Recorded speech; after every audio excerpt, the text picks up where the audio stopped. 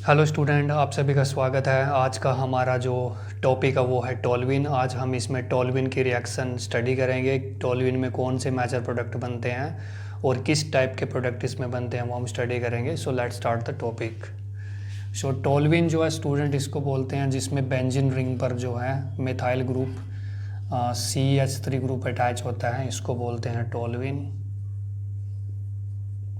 सो toluene की जो है हम रिएक्शन यहाँ पर स्टडी करेंगे। सबसे पहली रिएक्शन जो है इसकी nitration HNO3 in the presence of H2SO4। तो इस केस में क्या बनेगा। सेकंड हम रिएक्शन इसकी स्टडी करेंगे अगर इसकी रिएक्शन कॉन्सेंट्रेटेड HNO3 के साथ करवाई जाए। इसकी रिएक्शन अगर सल्फोनेशन करवाई जाए SO4 डेल्टा, और उसके बाद जो है इसकी रिएक्शन जो है फ्रेडल क्राफ्ट एसाइलेशन अगर करवाया जाए COCl AlCl3 के साथ, जो इसकी फ्रेडल क्राफ्ट एसाइलेशन करवाई जाए तो उस केस में इसका क्या होगा। इसकी ऑक्सीडेशन अगर करवाई जाए ऑक्सीडाइजिंग रिएक्शन के MnO4 H+ की प्रेजेंस में क्या होगा। सबसे पहले हम इसकी नाइट्रेशन देखते हैं। तो इस केस में क्या होता है स्टूडेंट, इसमें जो NO2 ग्रुप यहाँ पर लगेगा तो इसमें ऑर्थो नाइट्रो का जो कंपाउंड बनता है इसका वो मेजर बनता है CH3NO2, ये बनेगा इसमें मेजर। तो NO2 ग्रुप जो है इसकी ऑर्थो पोजीशन पर अटैच हो जाता है। सेकंड केस में अगर इसकी जो है नाइट्रेशन कॉन्सेंट्रेटेड HNO3 के साथ करवाई जाए तो इस केस में क्या होगा, इसका जो ऑर्थो पैरा पोजीशन होती है उस केस पर जो है नाइट्रोजन ग्रुप जो है यहाँ पर लग जाता है NO2 और NO2, इसे बोलते हैं TNT यानी कि ट्राई नाइट्रो टोल्यूइन, और ये स्टूडेंट एक्सप्लोसिव होता है। उसके बाद जो अगर इसकी सल्फोनाइलेशन करवाई जाए तो ये जो है पैरा प्रोडक्ट पर पैरा मेजर प्रोडक्ट यहाँ पर देगा CH3 यानी कि SO3H, तो ये इस केस में जो है मेजर बनेगा। अगर इसकी एसाइलेशन करवाई जाए यहाँ पर जो है इस रिएक्शंस को जो बोलते हैं, ये जो है इसे बोलते हैं फ्रेडल फ्रेडल क्राफ्ट एसाइलेशन। तो इसमें क्या होता है स्टूडेंट, जो ये AlCl3 के साथ जो यहाँ पर जो कार्बोकेटायन बनाएगा वो बहुत ज़्यादा बल्की होता है, और बल्कीनेस होने की वजह से एसाइलेशन जो होगा इसकी पैरा पोजीशन वाला भी यहाँ पर मेजर प्रोडक्ट बनेगा CH3 यहाँ पर डबल बॉन्ड OR। तो यहाँ पर जो है ये यहाँ पर मेजर बनेगा इस केस में जो है ये, और इसमें ये बनेगा। नेक्स्ट अगर इसकी जो रिएक्शन है वो KMnO4 के साथ करवा जाए, KMnO4 in the presence of acidic medium, तो इसमें क्या होता है स्टूडेंट, इसको ऑक्सीडेशन हो जाता है और इसमें जो है बेंजोइक एसिड इसमें बनता है CO2OH, इसे बोलते हैं बेंजोइक एसिड। तो इस केस में जो बेंजोइक एसिड बनता है स्टूडेंट, हम इसकी रिएक्शन ये दोबारा से लिख देते हैं Cl2 के साथ जो है HMU में करवाई जाए इसमें फर्स्ट, और सेकंड जो है इसकी अगर हाइड्रोलिसिस करवाई जाए तो इसमें क्या इंटरमीडिएट बनती है, इसमें फाइनल प्रोडक्ट बनता है स्टूडेंट ये CHO, इसे बोलते हैं बेंजल्डिहाइड।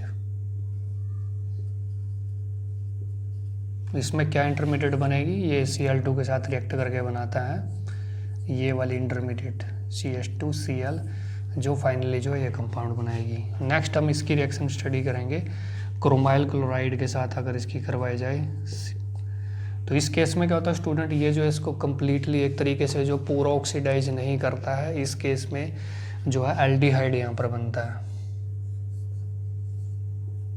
CHO, बेंजल्डिहाइड यहाँ पर बनेगा।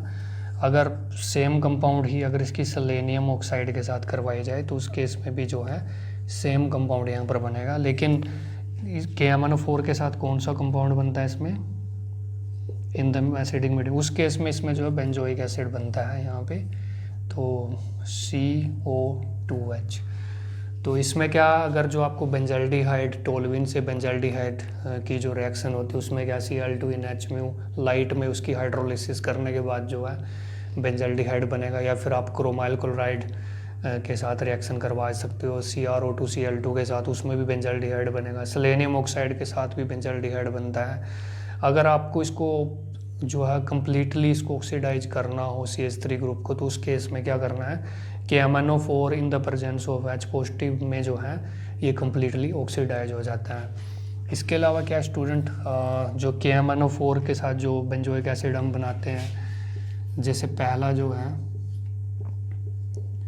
CH3 है, इसकी रिएक्शन अगर करवाई जाए KMnO4 in the presence of H positive, तो इस केस में क्या हो जाता है, ये बेंजोइक एसिड यहाँ पर बनाएगा CO2H। अगर यहाँ पर जो है इसके पास कितने अल्फ़ा हाइड्रोजन है, यहाँ पर 3 अल्फ़ा हाइड्रोजन है इसके पास।